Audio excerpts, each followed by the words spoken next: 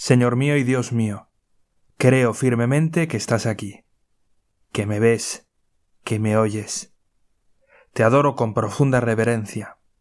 Te pido perdón de mis pecados y gracia para hacer con fruto este rato de oración. Madre mía Inmaculada, San José, mi Padre y Señor, Ángel de mi guarda, interceded por mí.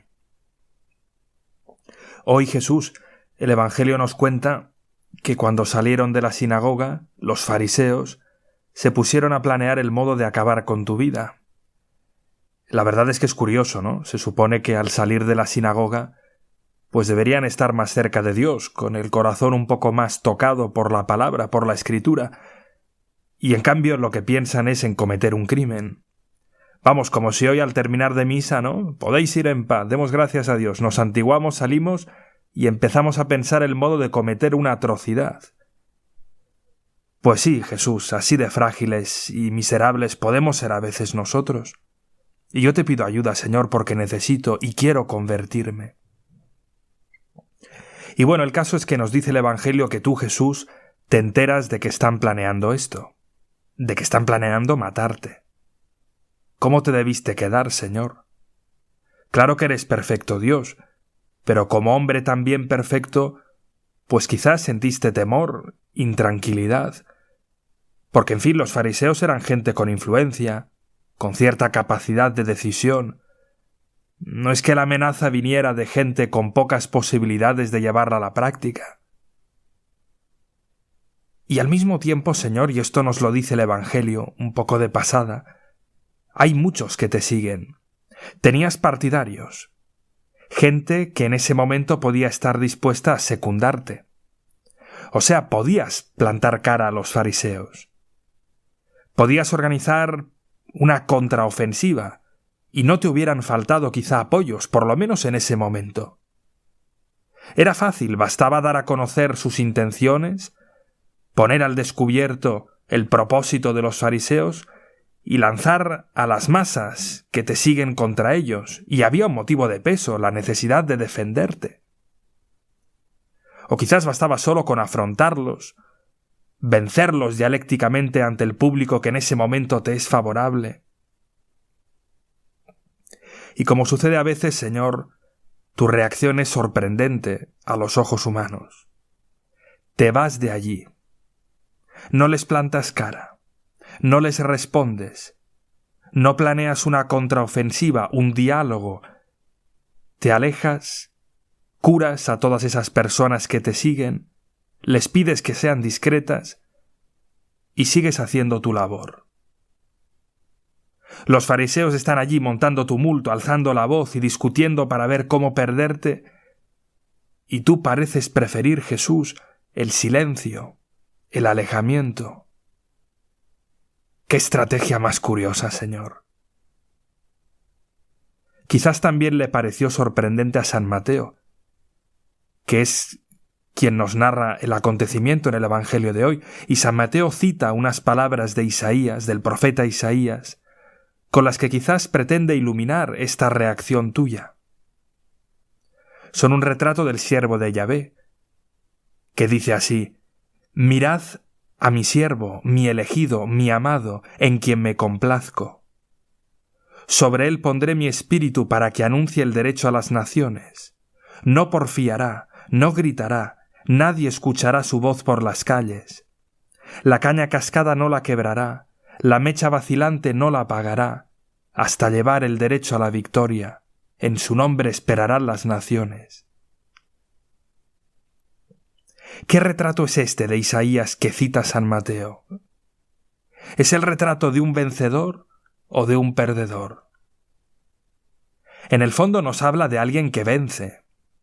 Lo dice el texto de Isaías muy claramente. Se está hablando de alguien que llevará la justicia a la victoria. O sea, se trata de alguien que al final vence, que triunfa, que se lleva la victoria. Y claro, es que ese alguien es el elegido de Dios, el amado de Dios, alguien en quien Dios se complace. ¿Cómo va a dejar Dios sin victoria a alguien a quien elige, a quien ama, en quien se complace? Sí, en efecto, se trata de alguien que vence. Pero al mismo tiempo es innegable que el modo que tiene de llegar a la victoria es todo lo contrario de lo que uno se esperaría.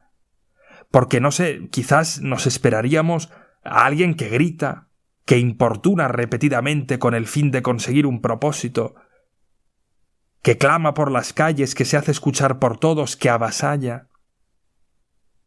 Y en cambio Isaías nos muestra a alguien que no grita, que no porfía, una victoria que triunfa sí, pero que hasta hacerse realidad pasa casi inadvertida. Y claro, Jesús, en nuestra vida cristiana, cada uno de nosotros, todos, queremos crecer en nuestro trato contigo. Y por eso todos queremos vencer en la tentación y queremos combatir el mal, el nuestro y el que percibimos cerca de nosotros. Todos queremos vencer, como es lógico. Pero curiosamente, no siempre comprendemos acertadamente cuáles son los caminos que nos llevan a la victoria. Con toda la buena fe del mundo, a veces no emprendemos los caminos correctos para vencer. Y esto me hace pensar, Señor, en que a veces, con buena intención, quizás ante un defecto, un vicio, una tentación, no siempre sé cuáles son los caminos que me llevan a la victoria, a pesar de quererla y de desearla. Sí, quizás en un determinado momento la intuición me dice algo, pero a lo mejor lo más conveniente sería hacer otra cosa.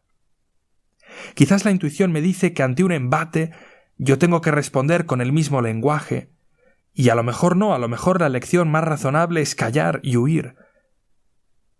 Pienso, por ejemplo, Señor, en las tentaciones. Yo no quiero caer en la tentación, Jesús, si te lo pedimos cada día, Señor, en el Padre Nuestro. Pero es que a veces con las tentaciones nos puede parecer que lo que hay que hacer es estar allí firme, mantener la posición, esperar a que pase la tormenta. Y quizás Jesús, ante determinadas tentaciones, lo que hay que hacer es huir, no dialogar. O no sé, Jesús, ante situaciones malas que se presentan de modo insolente, avasallador, pues nos parece que la respuesta de bien tiene que ser en la misma longitud de onda. Una respuesta de bien avasalladora. Si avasallador es el ataque, avasalladora la respuesta. Si el ataque es con mucho decibelio, pues la respuesta con mucho decibelio. A grito de mal, grito de bien. Y quizás a veces el camino a través del cual el bien triunfa puede ser distinto del que uno se imaginaría. A veces la mejor respuesta es el silencio, una siembra de bien discreta, incesante, de pocos decibelios, muy poco avasalladora, muy poco victoriosa aparentemente. Sí, los caminos a través de los cuales el bien se afirma son muy distintos de los caminos a través de los cuales el mal parece expandirse. A veces no se trata de circular por los mismos caminos, sino de abrir unos caminos nuevos, unos caminos distintos, unos caminos que pueden ser menos inmediatos, más discretos, pero que llevan a la victoria. ¿Qué necesidad tengo, Jesús, y tenemos todos, de ver las cosas con tus ojos? Y por eso, Señor, qué cosa tan espectacular es la dirección espiritual o el acompañamiento espiritual. Porque por ese canal, a través de esa conversación franca, libre, abierta, con un sacerdote o con alguien con experiencia en la vida interior, pues allí, Jesús, a veces me mandas tus luces. Lo has hecho siempre en la historia de la Iglesia con los santos. A veces me haces comprender cuáles son los caminos de bien que debo recorrer, porque tengo clara la meta, pero quiero saber cuáles son los caminos convenientes aquí, ahora. Cuáles son las estrategias adecuadas, que en ocasiones no coinciden siempre con mis primeras intuiciones. Y quiero saber cuáles son, porque quiero recorrerlas. Madre mía, María, ayúdame a comprender cuáles son los caminos de bien, del bien para mí, aquí, ahora, mis estrategias de victoria, para estar con tu Hijo y vivir con Él para siempre. Te doy gracias, Dios mío, por los buenos propósitos, afectos e inspiraciones que me has comunicado en esta meditación. Te pido ayuda para ponerlos por obra. Madre mía Inmaculada, San José mi Padre y Señor, Ángel de mi guarda, interceded por mí.